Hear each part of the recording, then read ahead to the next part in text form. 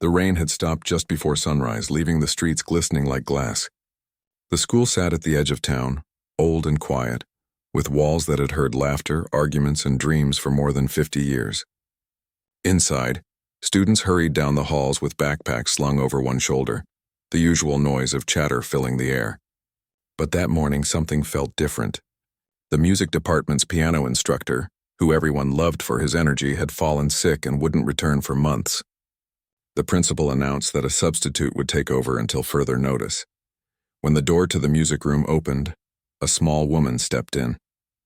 She was in her late 30s, wearing a plain beige coat and carrying a worn leather bag. Her hair was tied neatly, and there was something gentle but distant about her face.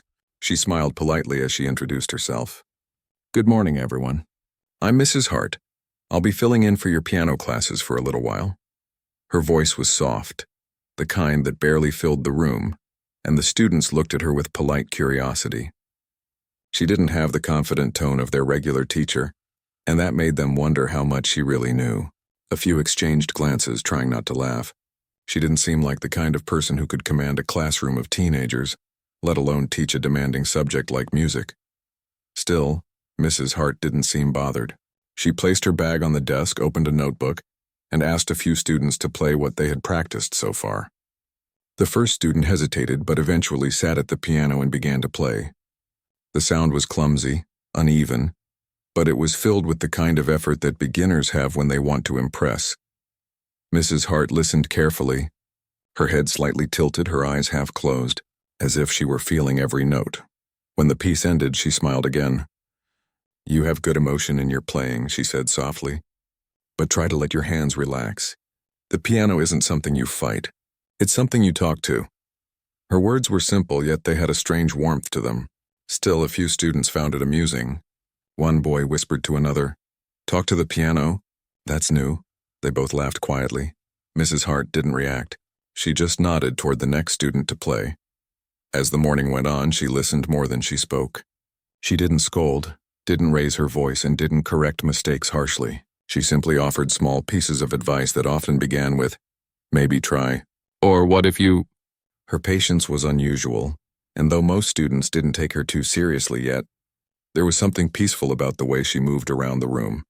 During lunch, a few teachers gathered in the staff room, talking about the new substitute. One of them, the head of the music department, said, "She seems nice, but I'm not sure she can handle this class. These students need energy. She's a bit too quiet." Another teacher agreed, sipping coffee. "Yes, I noticed that too. She looks like someone who'd rather be reading in a corner than teaching in front of a room." Mrs. Hart passed by the open door just as they were speaking, but she didn't slow down. She went to the small piano room at the back of the hall and closed the door behind her. Inside, the air smelled faintly of polish and old wood. She ran her fingers gently across the piano keys, not to play but to feel them. Her eyes softened, and for a moment her lips curved into a faint smile, a smile that carried a quiet memory. Then she stepped back, picked up her notebook, and returned to class. In the afternoon session, the students were restless. They were working on a difficult piece for the upcoming school concert, something that required more precision than passion. Mrs. Hart asked them to play together, hoping to hear how the melody flowed when combined. But the result was messy. Notes clashed, timing was off, and frustration filled the room. A few students sighed loudly. "This piece is impossible," one of them muttered. Another said, "Our old teacher said this was meant for experienced players. Why do we have to do it now?" Mrs. Hart looked at them with her calm eyes. "It's not impossible," she said softly. "It just asks for patience. Let's slow down a little." The head student, a tall boy who liked to take charge, shook his head. "That's not how it's supposed to be played. The tempo has to stay high or it loses energy." She didn't argue. Instead, she asked, "Would you like to try it both ways and listen to the difference?" The boy shrugged, half amused. "Sure, but we already know how it's supposed to sound." They played again, first at full speed, stumbling through it. Then she asked them to slow down, not to half speed, but just enough to hear each note clearly. When they did, something began to shift. The mistakes became visible, the rhythm steadier, and for the first time the music started to sound alive. Mrs. Hart nodded gently. "See? The piano teaches us when we slow down." The boy didn't respond, but his expression softened. For the rest of the class, he watched her a little differently. When the final bell rang, the students packed their things.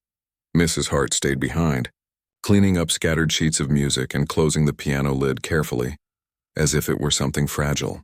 The custodian passing by stopped for a moment. "You're the new teacher, right? You play too?" She smiled faintly. "A little," he chuckled.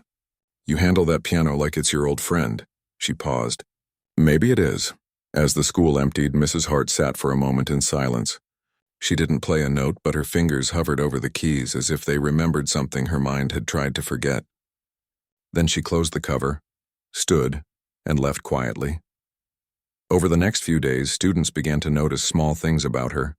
She always arrived early, opening the windows so that the morning air filled the music room.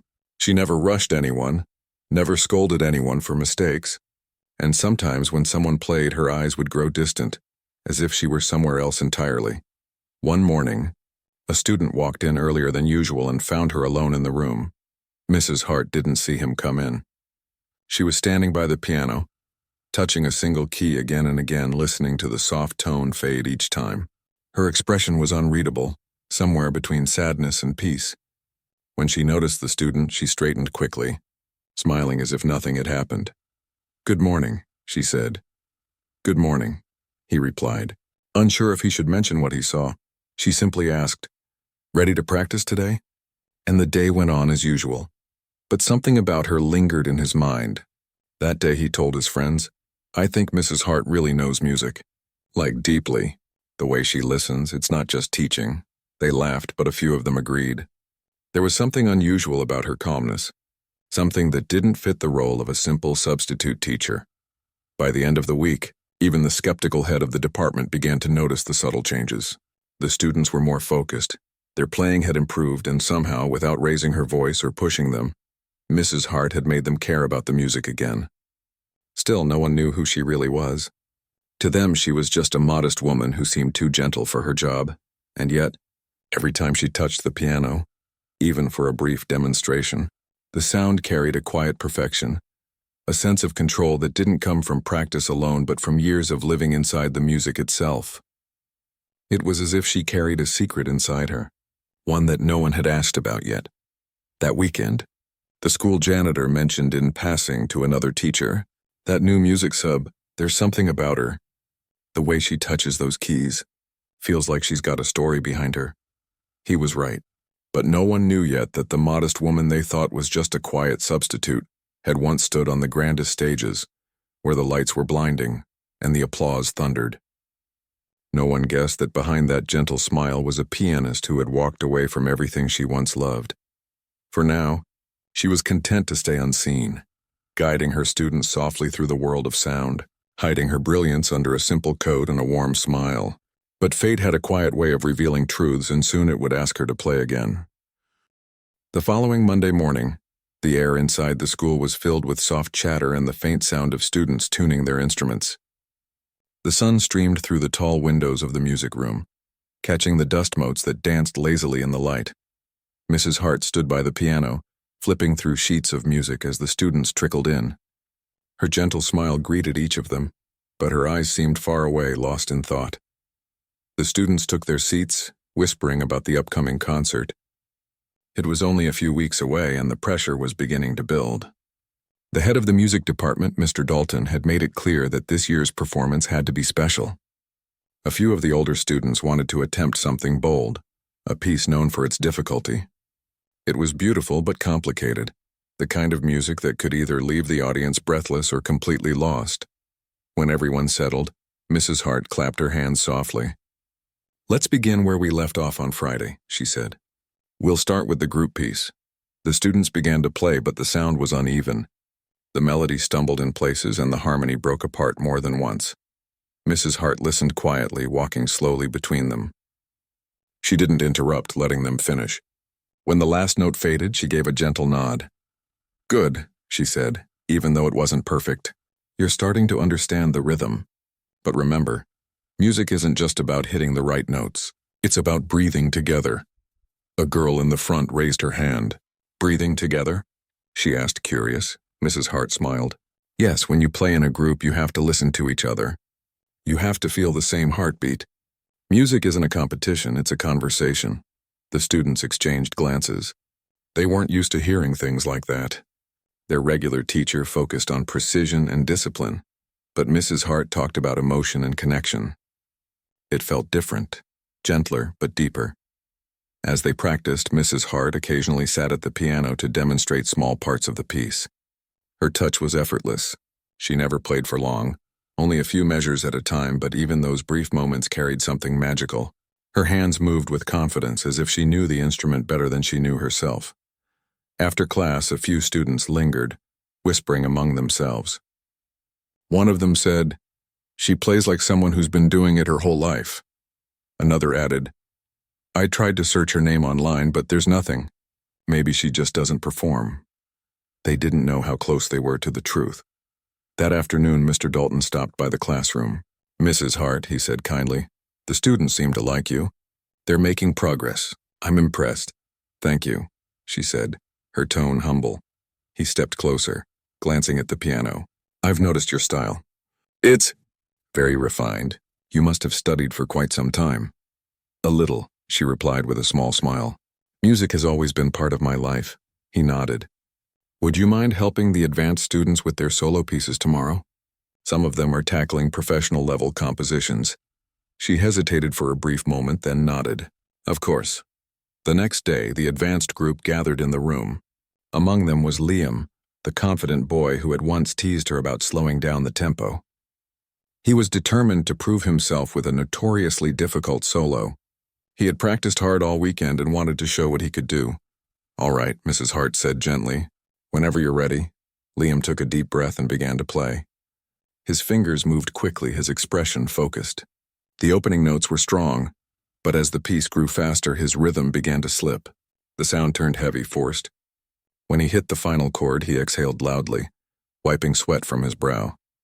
Mrs. Hart waited a moment before speaking. "You have power in your playing," she said softly, "but you're fighting the piano. Let it guide you instead." He frowned slightly. "Guide me?" She smiled faintly. "The piano isn't your opponent. It wants to sing with you, not against you." He looked at her skeptically. "That sounds poetic, but I don't think it works that way." Without replying, Mrs. Hart sat down at the piano. She rested her hands lightly on the keys. "Let me show you something." The room fell silent as she began to play the same piece Liam had attempted. But where his version had sounded mechanical, hers flowed like water. Every note breathed naturally. Every pause carried emotion. She wasn't just playing the music, she was living it.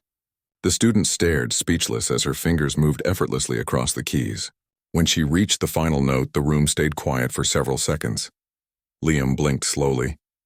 "You make it look easy." Mrs. Hart looked up and smiled. "It's not easy. It just feels like home." Her answer hung in the air, and none of them knew how to respond.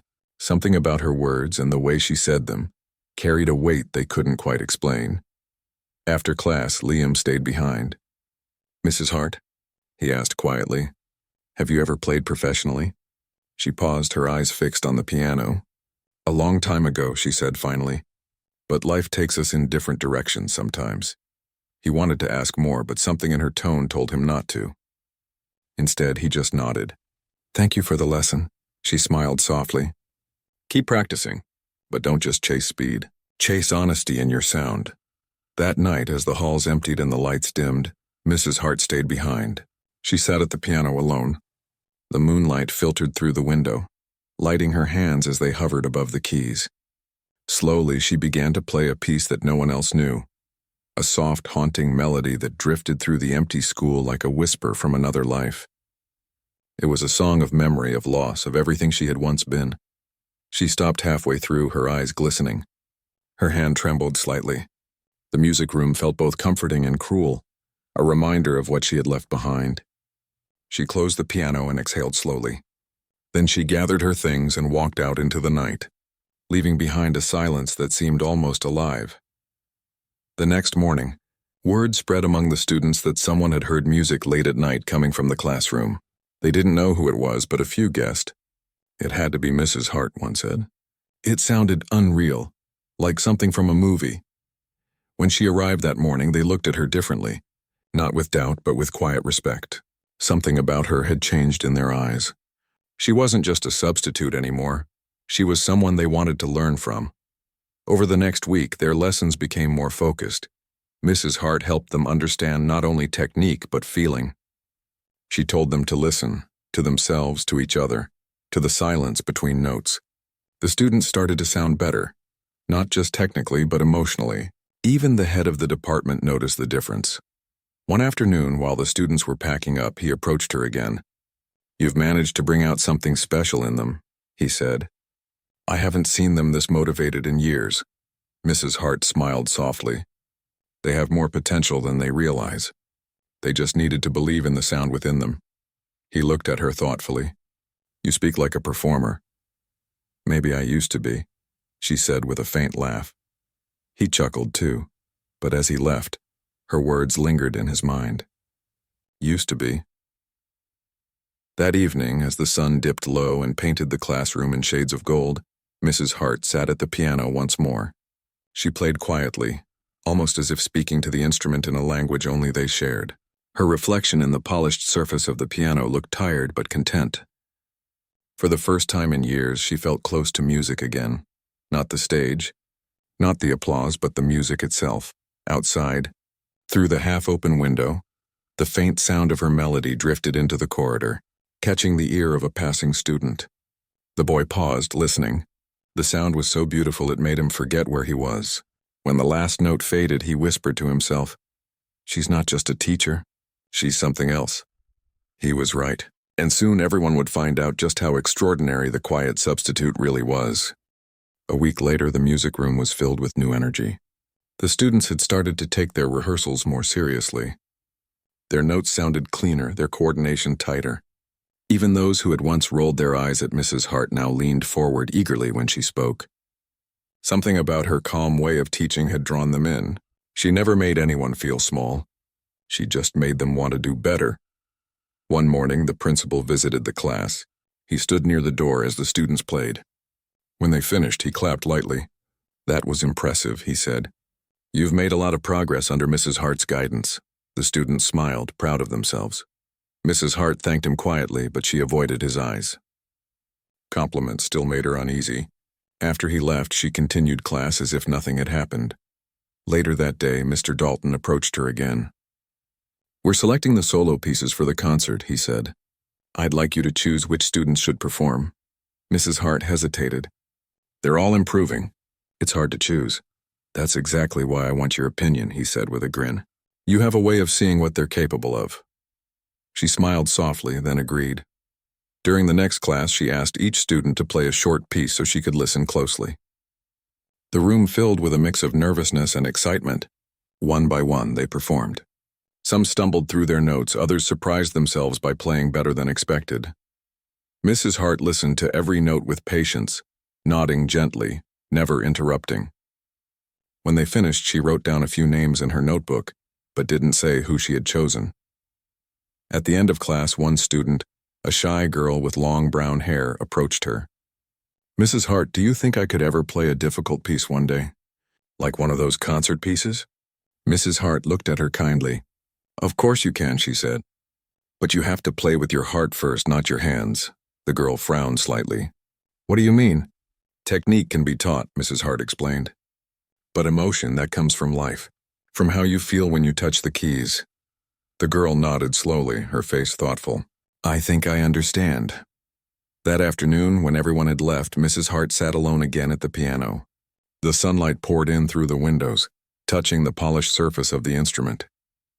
She hesitated before lifting the lid. Her hands trembled slightly, as if afraid of what might come out once she began to play. She placed her fingers on the keys and began softly, almost as if whispering through sound. The notes were delicate at first, then stronger, filled with both sadness and grace. The melody echoed through the empty classroom, each note painting a picture of a past she rarely allowed herself to remember. She could see it in her mind. The concert hall, the shining lights, the applause that once filled her world. She had been a name people whispered about with admiration. A prodigy, they called her, a genius. But all that had ended the night of the accident. Her right hand had been injured badly, and doctors said she might never play the same way again. She had tried to return to the stage once, but her hand wouldn't obey her the way it used to. The pressure, the pain, the disappointment, it had broken her spirit more than her body. So she walked away. She chose silence over struggle. And now, here she was, years later, teaching children how to find their voices through the same instrument that had once taken hers away. She didn't notice Mr. Dalton standing by the doorway. He had come to return some sheet music, but froze when he heard her play. He had never heard anything like it. Her performance wasn't loud or showy. It was raw, emotional, and heartbreakingly beautiful. When she finished, she turned and jumped slightly, startled to see him there.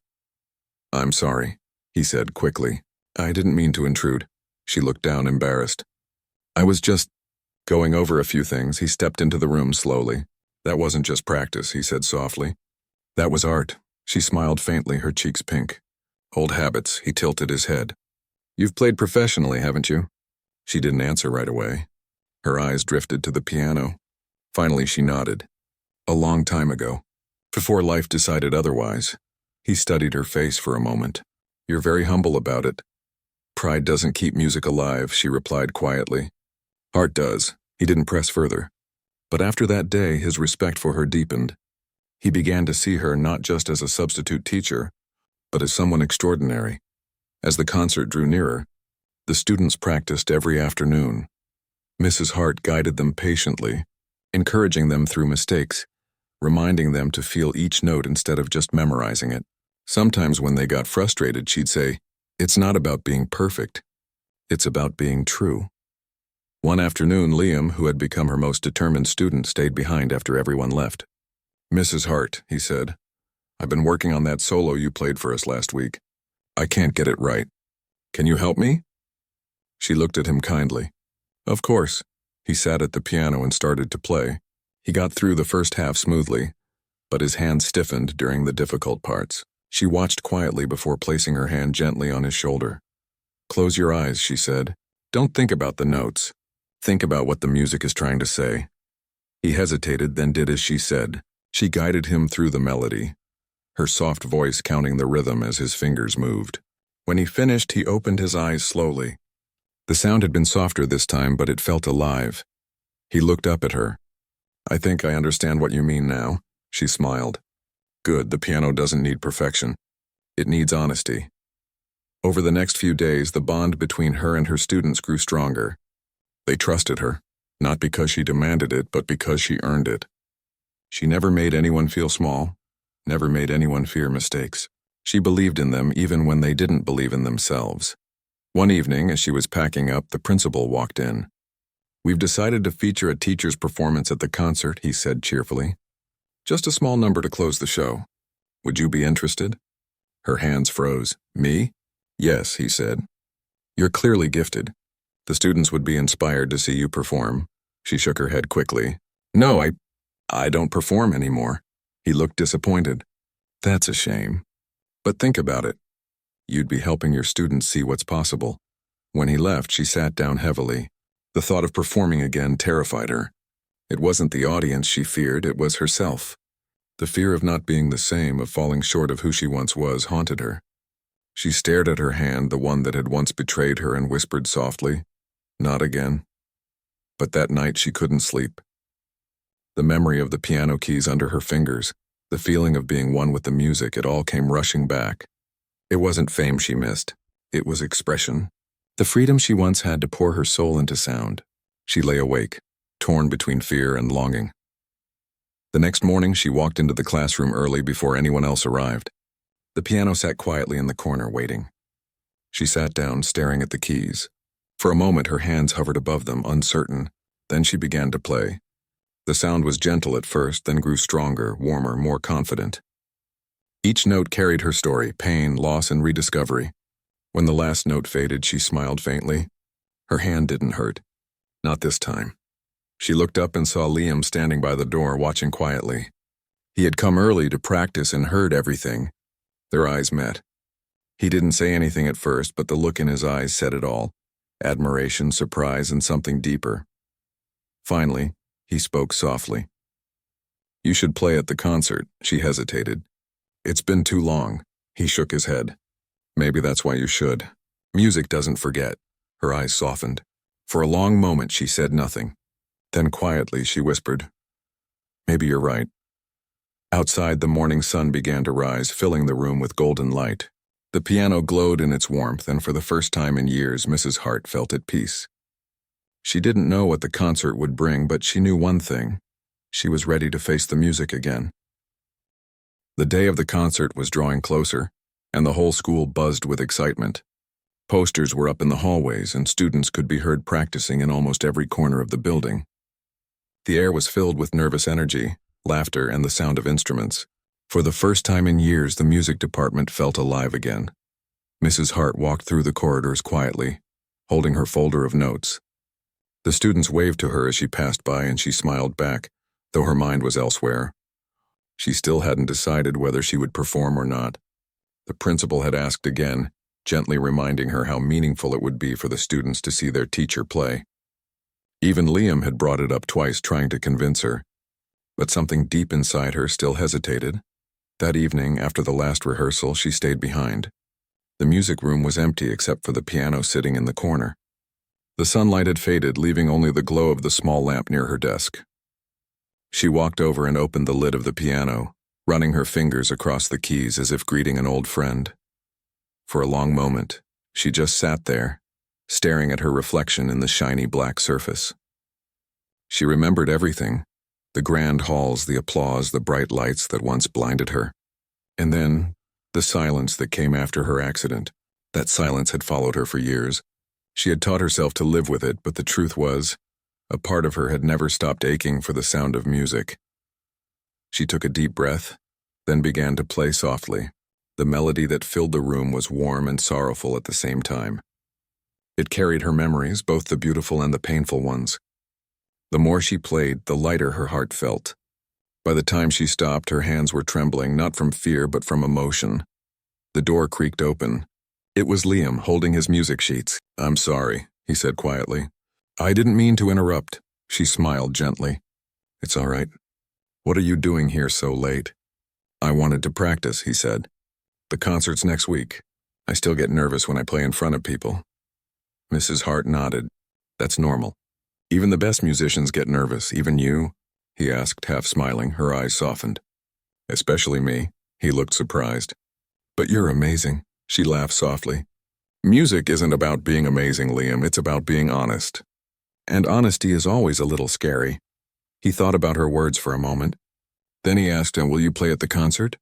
She looked down at the piano keys, her fingers tracing them slowly. "I haven't decided yet." "You should," he said gently. "I think you need to." She looked at him, a bit startled. "What makes you say that?" He shrugged. "When you play, it feels like you're saying something you've been holding in for a long time. You always tell us to play with feeling, but I think you have feelings you haven't shared yet." His words touched her more deeply than he could imagine. She didn't answer right away. Instead, she smiled and said softly, "You're wiser than you think." The next few days went by quickly. The students practiced tirelessly, fine-tuning every part of their performance. Mrs. Hart guided them patiently, her calm voice helping them stay focused. Even when someone made a mistake, she never raised her voice. She would just say, "Let's try again," and they always did. As the final rehearsal ended, Mr. Dalton gathered everyone. "We've come a long way," he said proudly. "I'm proud of all of you. This will be the best concert our school has seen in years." He turned to Mrs. Hart. "And I hope our special guest hasn't changed her mind about performing." The students all looked at her eagerly. She smiled faintly but didn't answer. "We'll see," she said. That night, Mrs. Hart sat at her kitchen table, a cup of tea growing cold beside her. The window was open, and the cool evening breeze carried the faint sound of crickets. She looked at her old piano, the one she hadn't touched much since moving to this small town. Slowly, she stood and walked toward it. The keys felt familiar under her fingers. She began to play softly, first slow, then stronger. Her body remembered what her mind had tried to forget. The music flowed naturally, as if it had been waiting for her all along. When she stopped, she closed her eyes and whispered, "Maybe it's time." The night of the concert arrived sooner than anyone expected. The auditorium was full. Parents, teachers, and students filled the seats. The stage lights glowed warmly, and the smell of polished wood and flowers filled the air. Backstage, the students were nervous but excited. Mrs. Hart moved among them, offering quiet encouragement. "You'll all do great," she said softly. "Just listen to the music, not your fear." When it was time, the students walked out onto the stage. The lights dimmed and the first piece began. Their performance was beautiful, every note clear and full of heart. Mrs. Hart watched from the side, her eyes glistening with pride. They had come so far. After the group performance, it was time for the solo pieces. Each student played with focus and emotion, just as she had taught them. The audience clapped warmly after each one. When Liam's turn came, he took a deep breath and looked at Mrs. Hart before stepping onto the stage. She nodded encouragingly.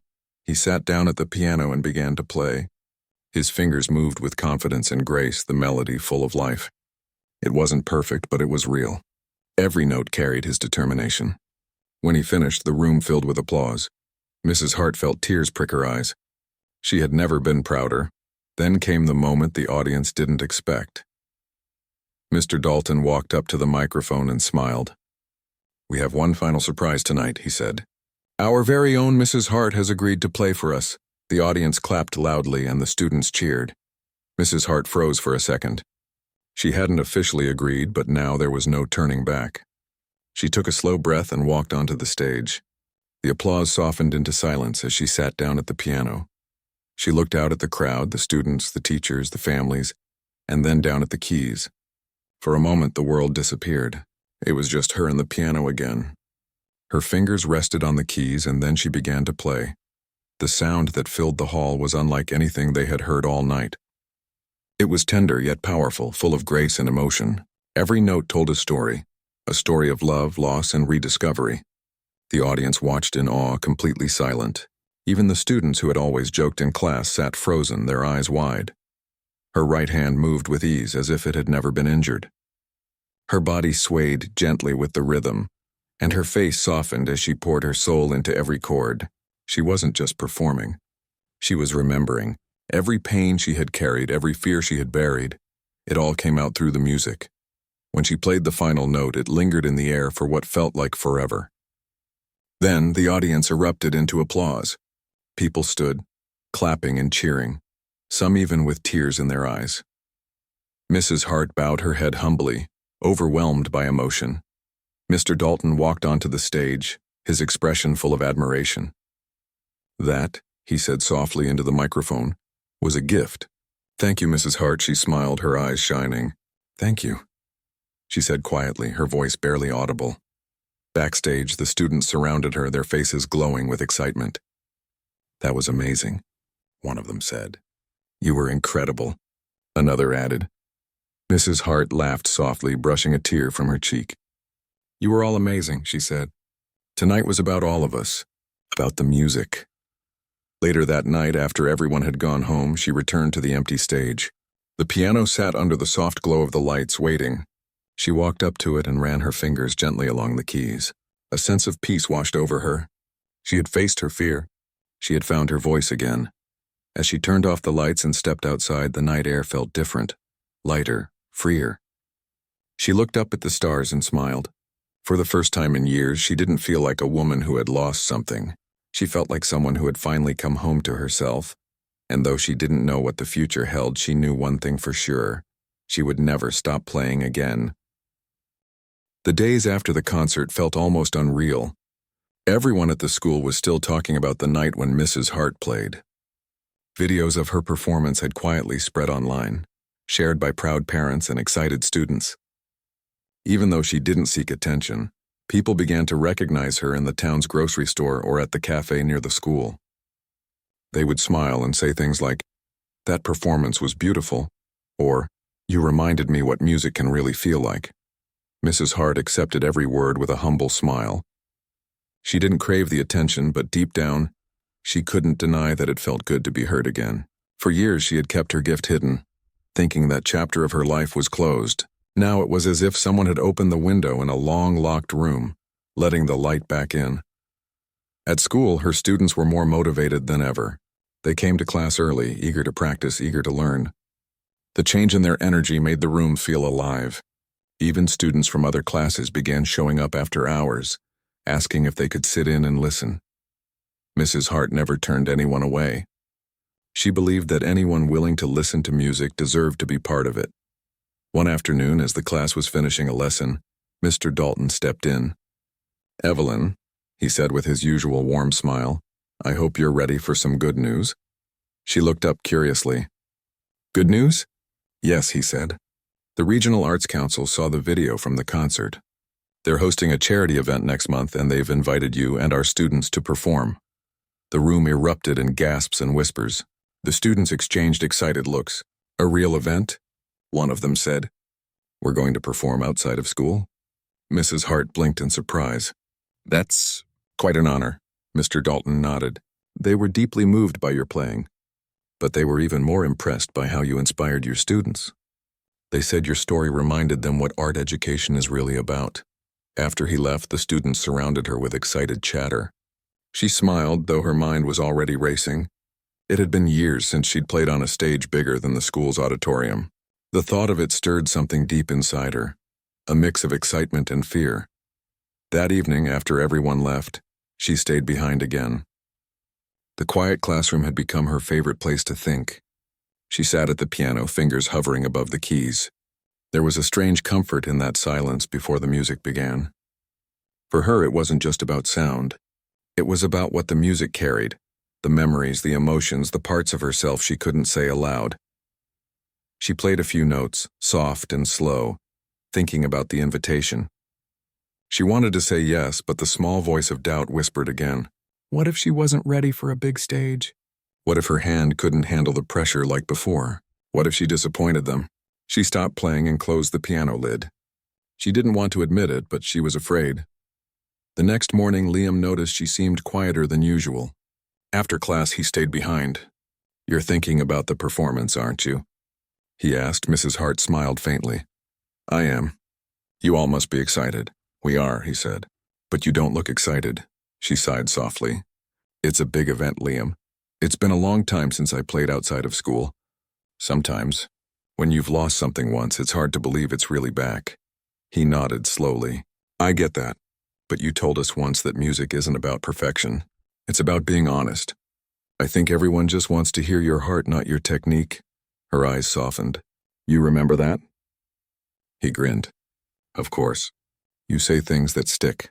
That evening, she thought about his words. Maybe he was right. Maybe it wasn't about being perfect anymore. Maybe it was about being real. When the charity event came, the auditorium was far bigger than the school's. The stage lights were brighter, and the audience larger than anything the students had ever seen.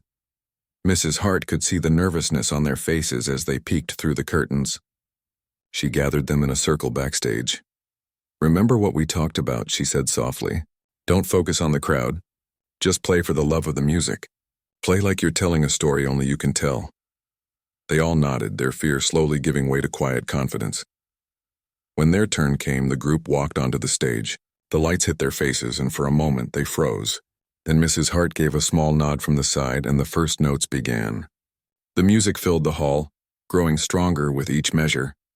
The students played beautifully, supporting each other, feeling each beat together. When the last chord faded, the audience applauded warmly. Mrs. Hart's heart swelled with pride. These weren't just students anymore. They were musicians. After the intermission, it was her turn to play. She hadn't told anyone what she had chosen. As she walked to the piano, the crowd hushed. She sat down, her fingers lightly touching the keys. Then she began to play a piece she had written herself, a melody that told her story without a single word. It started gently, almost like a whisper, then grew into something strong and full of life. Each phrase carried emotion, hope, pain, and gratitude all mixed together. She poured everything she had into the music, letting it flow naturally. There was no fear this time, no hesitation, just truth. As she reached the final notes, she slowed, letting the sound fade softly. The room was completely still. Then the applause came, loud, sincere, endless. Some people stood clapping with tears in their eyes. After the performance, many people came to thank her. But what touched her most was when one young girl approached shyly, holding a small program. "I want to learn piano like you," she said. My mom says I'm too shy, but I want to try. Mrs. Hart knelt down, smiling kindly. Then try, she said. Music doesn't care if you're shy. It only cares if you mean it. The little girl smiled, and something inside Mrs. Hart warmed deeply. She remembered being that girl once, afraid to start, but filled with dreams. In the weeks that followed, life slowly settled back into routine. But things weren't quite the same. Mrs. Hart received invitations from nearby schools to give workshops. She didn't accept all of them, but she did visit a few. Each time she told her story, not to impress anyone, but to remind them that it's never too late to start again. At school, the students continued to thrive. Liam and his classmates began composing their own pieces. They would play them for her after class, nervous but proud. Each time she listened carefully, offering soft advice, always ending with, "Keep going. Don't stop." One afternoon, after everyone had left, she found herself alone again in the music room. The golden light of the setting sun spilled through the windows. She sat at the piano and began to play something new, something peaceful. As her fingers moved, she realized she wasn't just teaching anymore. She was living again through her students. Mr. Dalton appeared in the doorway quietly. "You've changed this place," he said. "You've brought something we were missing." She looked up with a small smile. "I didn't do it alone," he nodded. "Maybe not. But you reminded everyone why we started. That's something rare."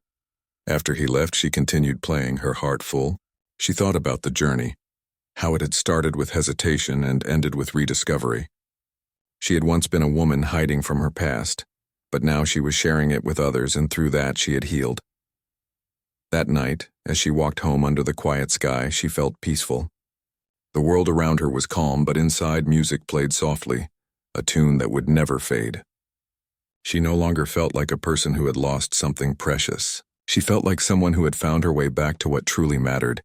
And as the cool breeze brushed against her face, she whispered to herself, "This is where I belong." Months had passed since the charity performance, but the warmth of that night still lived in everyone's hearts. The school's music room had become more than just a place to learn. It was now the heart of the entire building. Students who used to rush home after class stayed longer, helping each other practice. The sound of laughter and music blended in the air like an unspoken harmony. And in the middle of it all, Mrs. Hart sat quietly at her piano, content but thoughtful. She had started to notice something beautiful happening. The students were no longer just following her lead. They were finding their own voices. Some had started writing their own songs. Others were helping younger students learn their first notes. What began as a simple music class had turned into a family bound by sound and friendship. That was what she had always hoped for. One morning, as she was setting up for class, the principal walked in holding a stack of envelopes. "Good morning, Evelyn," he said with a cheerful tone. "You've got quite a bit of mail today." She looked at him, puzzled. "Mail?" He nodded and placed the envelopes on her desk. "Looks like fan letters to me. You might be more famous than you think." After he left, she began opening them one by one. Most were from parents and students she had met at the charity concert. They thanked her for bringing music back into their lives, for inspiring them to play again or encouraging their children to follow their dreams. One letter stood out. It was from an elderly man who wrote, "I lost my wife 2 years ago. I stopped listening to music because it reminded me of her. But when I heard you play, I remembered how much joy it once brought us. Thank you for giving me back that memory." Tears filled her eyes as she read those words. She placed the letter gently in her drawer, realizing that what she was doing meant more than she had ever imagined. The following weeks were filled with new energy. The students began preparing for another performance, this time one they planned themselves. They wanted to honor Mrs. Hart with a small concert dedicated to her.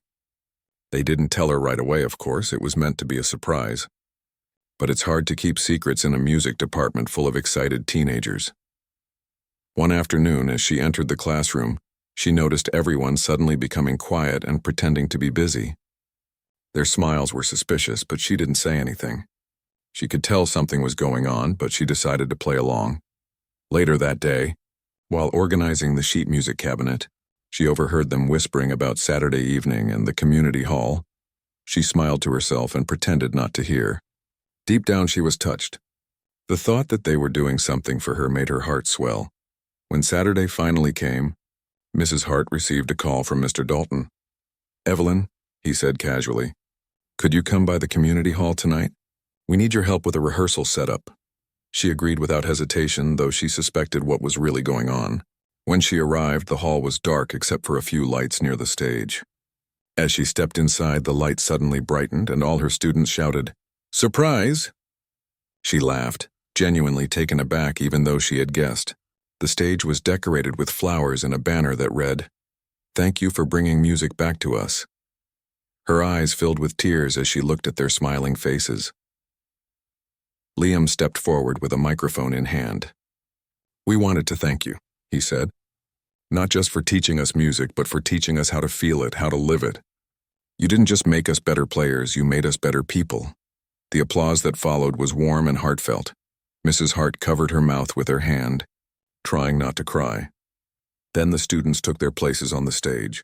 One of them began playing a soft melody on the violin, and soon the others joined in.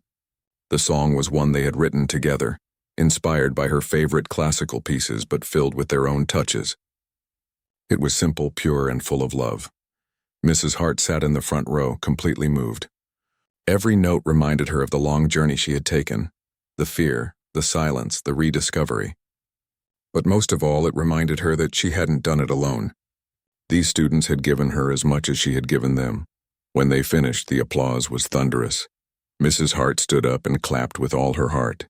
"That was beautiful," she said softly, her voice trembling. "You have no idea how much this means to me." Liam smiled at her and said, "We do. Mrs. Hart, you showed us that music isn't just about playing notes, it's about sharing who you are." The students insisted that she take the stage next, but she laughed and shook her head. "Tonight is yours," she said. "You've already given me the best gift." But when they continued to cheer her on, she finally agreed. She walked up to the piano, smiled at them, and began to play a gentle melody. It was a tune she had never shared before, something she had written quietly years ago when she thought her music career was over. The piece was tender, full of emotion. The students listened silently, many of them holding back tears. As she played the last note, she looked up and saw their faces glowing with admiration. It was a moment she would never forget. After the event, as everyone gathered for snacks and laughter, she moved quietly through the crowd, talking to each student. She thanked them one by one for their kindness and dedication. Every conversation ended the same way, with hugs, laughter, and promises to keep making music. Later that night, when the hall was empty, she stayed behind. The stage was quiet again, the lights dimmed. She sat at the piano one last time and played softly to herself. It was not for an audience this time. It was simply for her. She thought about how life had changed. A year ago, she had been afraid to touch the keys. Now she couldn't imagine a day without them. She realized that her story had come full circle, not as a performer on a grand stage, but as a teacher who found meaning in sharing her gift. In the following months, Mrs. Hart continued teaching, but she also began composing again. Slowly, she built a small collection of her own pieces. With encouragement from her students, she recorded them and released a small album online. She didn't expect much from it, but to her surprise, people loved it. They said her music made them feel calm, hopeful, and understood. The attention didn't change her. She still lived quietly, still taught every morning, still took long walks by the river in the evenings. But now there was a spark in her that hadn't been there before, a light that came from knowing she was living her purpose again. One afternoon, a letter arrived from the conservatory where she had once studied years ago. They invited her to return, not as a student but as a guest lecturer to talk about her journey and teach a master class. She held the letter in her hands for a long time before smiling. Life had a way of bringing things back when you least expected it. When the day came, she stood in front of a hall full of young musicians. Many of them looked nervous, just as she had been once. She told them her story, the mistakes, the doubts, the silence, and the rediscovery. But she also told them what she had learned. Music, she said softly, isn't about showing how good you are. It's about being honest with what's inside you. When you play, don't try to impress. Try to connect. Because that's what people remember, the feeling, not the performance. As she looked out at their faces, she saw hope, curiosity, and dreams waiting to be born. She knew at that moment that everything she had gone through had led her here, for this purpose. When the lecture ended, one student raised their hand and asked, Do you ever wish you could go back to when you were performing in big halls? Mrs. Hart smiled gently. No, she said. Because if I hadn't stopped, I would never have learned to listen. And listening is where the real music begins. That evening, as she walked through the campus gardens before leaving, the sun dipped low, painting the sky in shades of gold. The sound of students practicing floated from the open windows nearby. It made her smile. She realized then that her story wasn't about fame or success. It was about rediscovery, about how life gives us second chances when we least expect them. And as she stood there in the soft light, she whispered to herself, "This is the melody I was meant to play all along." The breeze carried her words away, blending with the faint echo of piano notes in the distance. And in that moment, surrounded by the sound of music and life, Mrs. Hart knew she had finally found peace, not in applause or recognition, but in the quiet, steady rhythm of doing what she loved.